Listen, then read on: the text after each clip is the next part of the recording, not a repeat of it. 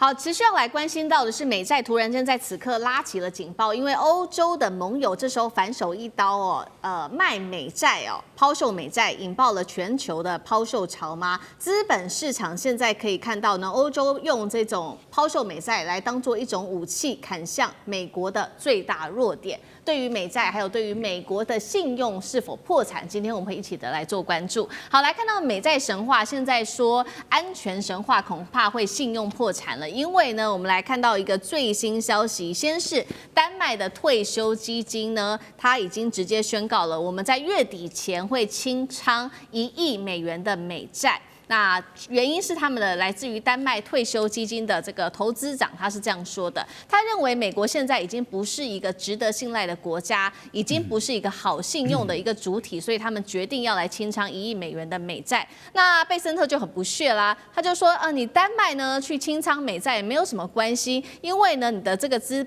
本资金实在太小了，就跟你丹麦本身一样是毫无轻重的。那么没有想到这一话一说完呢，他就这个遭到了一些报复，这个是来自于瑞典最大的养老基金，突然间在财长贝森特说完话之后，立刻抛售了700到800亿瑞典克朗的美债，这个金额相当于77亿到88亿美元来打脸贝森特。这时候贝森特本来从这个嘲讽的语气，突然间态度180度大转变，他呼吁说：全球我们这时候要冷静一下，让事情自然的发展并且撇清说最近美债的市场动荡的主因是跟格陵兰没有任何关系的，呼吁大家不要把这一件事情给放在心上。那么德意志银行的策略师就这样说了，他说呢，现在呢，这个他会这么紧张，包括了财长会这么紧张的原因，是因为欧洲其实是美国最大的放款人，而美国呢，对于外国资本的依赖是关键的弱点。美债不只是市场的商品，更是美国的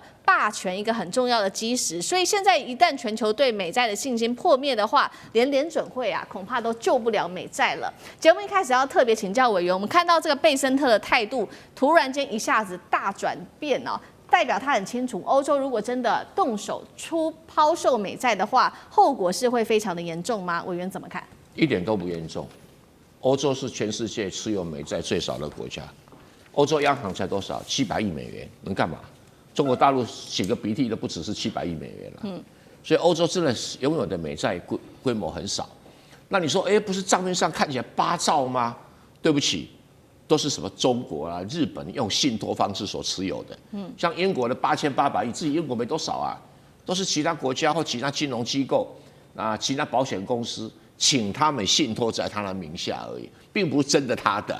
所以欧洲自己持有的美债规模很小比如说你说瑞典这个养老基金你说抛售77亿美元。美债一天5000亿交易美元的交易额这77亿美元看得到吗？看不到。所以贝森特讲这个说无足轻重是真的。但最近美债市场上动荡，是因为很多人，包括美国自己人，害怕川普真的跟欧洲开战。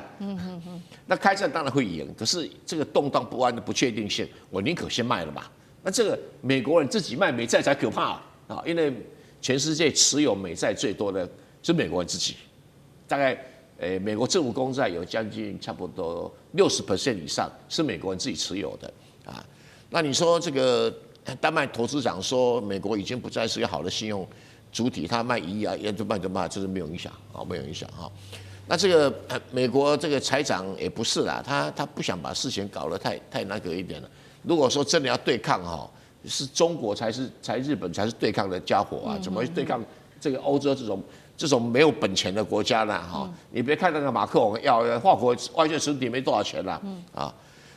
那德意志银行这个欧洲实际上是美国最大的放款人，乱说，因为钱都不是你自己的，因为伦敦经营这个财富管理很成功，然后这个比利时也很成功，卢森堡也很成功，荷兰也很成功，所以他们拥有的都是其他国家拥有的资金，不是你欧洲自己的。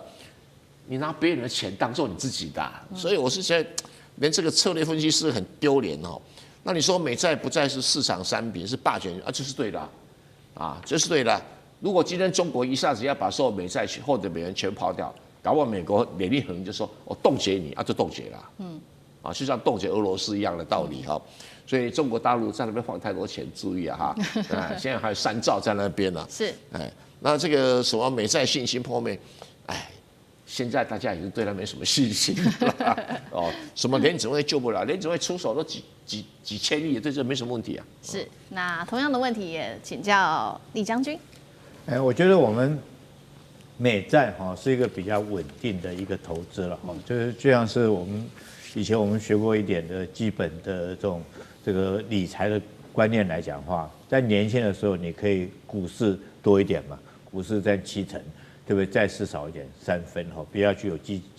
极的这种投资策略。当你到中年的时候，就股债大概各一半。那像到我这种年纪来讲的话，债市大概你就投资要到7成，比较稳定哈。那股市你就要少一点，因为你的承担的风险就会比较大。这个所以说债券从这个投资的理念来看的话，它是属于一种比较稳定的哈。认为说这个投资理财比较稳定。但是这次这个如果说美债，如果说在这种大家都认为比较稳定状况之下，它居然会殖利率暴升，也就是它的债券本身的价格下跌，那会造成什么影响呢？第一个就是说，这个大家就不再信任美债嘛。第一个就一定是造成你这个国家如果说是你美国国家债券来讲的话，那当然会造成你国家利息要支付要比较多你才能够去借到钱，因为你的风险不再那么高，我就要支出更多。那以美国现在来讲的话，它现在本来这个利息就已经很高了，每年要支付的利息，它的这个就已经很高。如果在这种状况之下，它会支付更多利息。那对一般的企业来讲的话，也会增加它融资的这种压力融资会更难。那对家庭来讲的话，也会有压力。譬如说是它房屋贷款这个利息就会增加。譬如说它家庭生活支出的成本就会增加，甚至于很可能因此而引起这个所谓的通货膨胀的可能性都很大。那这次来讲，我认为说是美债会这样发生主要是也是由于川普自己搞出来的。第一个，他对格陵兰造成地缘政治上的一个风险大家会评估。所以说，欧洲来讲，我虽然说很无力、很乏力，可是好歹我就像丹麦来讲，退休基金我就给你这个清仓1亿美元瑞典来讲的话，金额虽然不高，可是代表我反抗的决心。我就清理美债。那当然对这些情形，对这些国家来讲，其实他们有一句话，如果说是在互相打金融经济战的话，那当然是杀敌1000也会自损800，你会对美国的经济造成影响，但是对你自己本身也会有影响，因为你可能对之后这个像我们刚刚看到这2个有一个共同的点大部分都是退休基金或者是养老基金，那对老年的这些生活来讲，就会失去一个基本的保障，因为美债毕竟来讲，在全世界来讲还是一个很稳定的一个投资信用的一个保证。是，所以当这个经济活动力降低之后，我觉得对欧洲自己本身对美国本身来讲的话，它的经济活动会降低，所以对川普来讲，我觉得不管怎么样对他来讲还是一种威胁压力很大。好，所以我们看到地缘政治的这个压力之下，欧洲国家开始大卖这个来自于美国的债券，但是对于美国来说，看起来整体的债券市场不会受到欧洲太大的影响。但是如果是中国大陆跟日本卖美债的话，这影响就会蛮大的了。那川普真的会容许自己的小弟日本把美债卖掉，因为现在开始做这些动作，然后把资金带回日本来救日本的经济吗？赖老师又怎么看？目前还没有这个趋势了，但是波动大，主要的是跟美国跟日本都是一个政府负债比较高的国家尤其日本的政府的负债太高了GDP 的2.85左右这么的高。那现在的情况是在日本会产生这么大的波动，是因为高市早苗宣布他要解散国会这个才造成了昨天的激烈的一个波动。也就是说，政治呈现出一个不稳定的一个状态的时候，他们也很明显的发现，日本的经济状况似乎没有想象中那么好，因为到目前为止物价还是在上涨，然后预算案因为大选的关系又会被搁置，即使他们的财务大臣有特别跟日本说，我们已经有准备了一笔特别的预算来去维持这个政府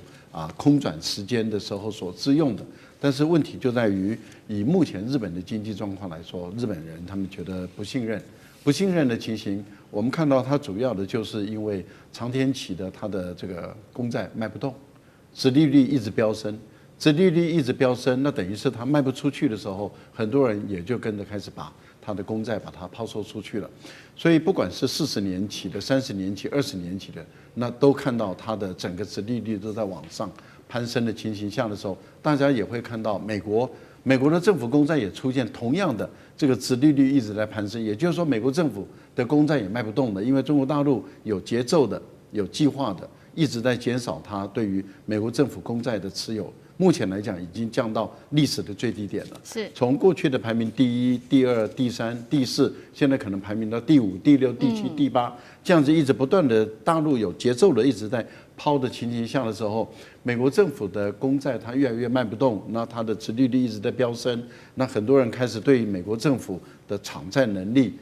越来越不信任的情形下，再加上联总会它不肯降息的情形，很多人开始担心美国政府破产的可能性越来越高。那我们想，这些都是稳定基金嘛，因为退休基金